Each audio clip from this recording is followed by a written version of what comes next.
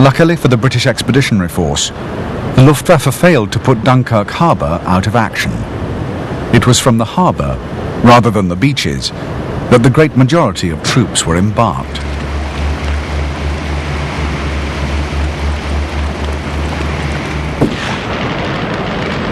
Late on the 30th, the Germans finally realized the scale of Operation Dynamo.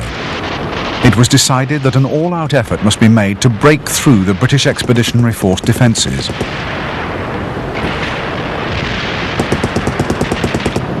On May the 31st, the Allies were forced to fall back to the line of defences along the Franco-Belgian frontier. German pressure on the perimeter continued throughout the next day, and there were further massive assaults from the Luftwaffe.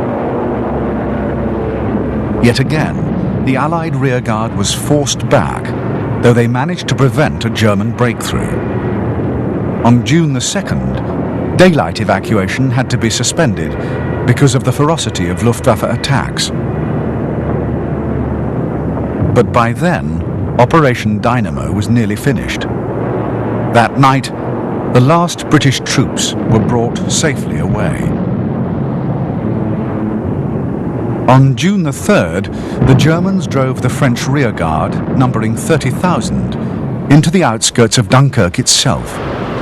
That night, Ramsay's ships attempted to evacuate this last contingent. Their task was complicated by the sudden arrival of thousands more unarmed French troops. These had quit fighting earlier in the week and had since hidden in cellars, empty houses, and anywhere else they could around the port. Now, news of the Navy's last departure brought them streaming onto the beaches, desperate to get on board one of the final ships. In spite of all the ensuing confusion, 26,000 French troops were successfully evacuated. However, as the last ship sailed out of Dunkirk, nearly 40,000 men had to be left behind. This caused immense bitterness amongst the French, many of whom accused their chief ally of abandoning them. Nonetheless, Operation Dynamo had been an astounding success. A total of 338,000 Allied troops had been brought safely to England. Even though Britain had suffered a catastrophic defeat, Dunkirk took on an immediate mythic resonance for the British people. It symbolized their brave and resourceful resistance to German might. To that extent, Dunkirk had a profound inspirational effect, which helped Britain to continue fighting even when, as now, her position seemed hopeless. For while Britain had succeeded in rescuing her army from the brink of destruction, that army was currently in no condition to fight another campaign. Nearly all its heavy weaponry, transport and material had been abandoned, including 2,500 guns, 64,000 vehicles, and well over 500,000 tons of stores and equipment.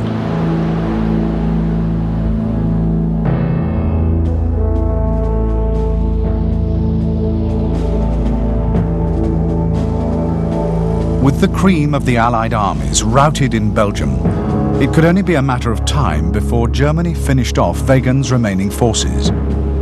In less than 4 weeks of fighting, the French had already lost 30 divisions and most of their armour. Their allies had also been defeated. As for the Germans, most of their infantry had scarcely been engaged yet, and the panzer divisions were now rested and refitted. They had already established large and solid bridgeheads at both Amiens and Péronne. All that faced them was another hastily constructed French line.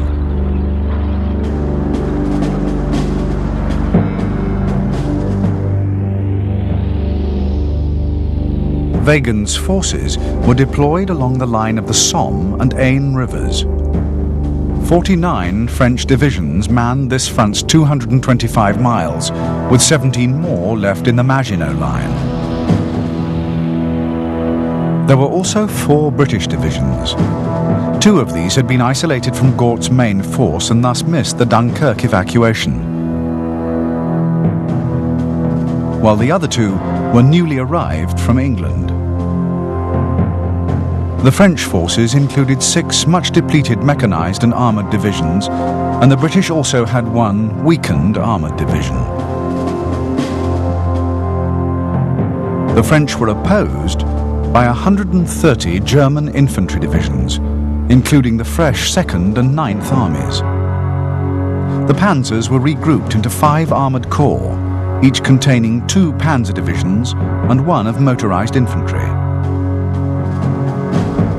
3 of these corps were given to Army Group B in the west, 1 being commanded by Rommel and the other 2 by Kleist.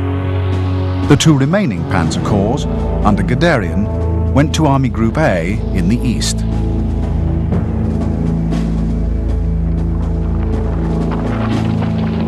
To bolster his weak forces, Weygand ordered the construction of a checkerboard of closed operational bases called hedgehogs. These were installed in woods and villages and packed with artillery used in an anti-tank role. Even if outflanked, the hedgehogs were designed to be able to continue resisting. The German offensive opened in the west on June the 5th. The French put up a determined resistance, and the Germans had difficulty in subduing the hedgehogs. At last, on the 7th, Rommel's panzers broke through towards Rouen. French resistance in this sector promptly collapsed. Rommel had dealt with the hedgehogs by bypassing them completely and leaving them for the infantry to mop up. Army Group A's offensive began on June the 9th and also ran into stiff resistance. But that night, Guderian got his tanks across the Aisne. The next day, he widened his bridgehead, and with the remaining panzer divisions following through, the French defence gave way. Weygand's armies began to disintegrate on all fronts, and on June the 10th, Reynaud and his government left Paris. 4 days later, the Germans entered the city. On June the 16th, Reynaud resigned and a new cabinet was formed, headed by Marshal Philippe Pétain. 84 years old, Pétain had been one of the heroes of France's victory in World War I. In the present crisis, however, Pétain could see no point in prolonging the struggle. A request for an armistice was transmitted to Hitler. The following day, June the 17th, Pétain made a national broadcast instructing the French to stop fighting.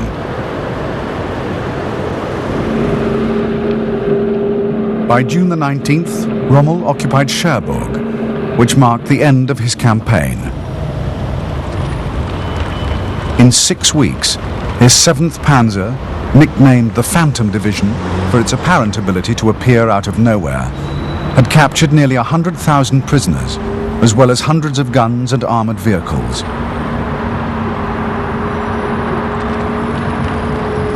His own casualties came to just over 2,500, of which fewer than 700 were killed.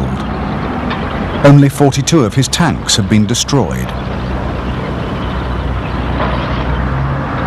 In the east, Guderian's remorseless panzer drive quickly cut off all the French troops in the Maginot Line before pushing on to the Swiss border. To his right, Kleist's panzer corps crossed the Loire and penetrated as far as Lyon. On June the 20th, Hitler delivered his terms to the French envoys. Hitler's main objective was to cut France off from Britain. The northern part of France would be occupied by Germany and used as a base for continuing the war with Britain. The remainder would be governed from Vichy by a regime headed by Pétain. French could keep their fleet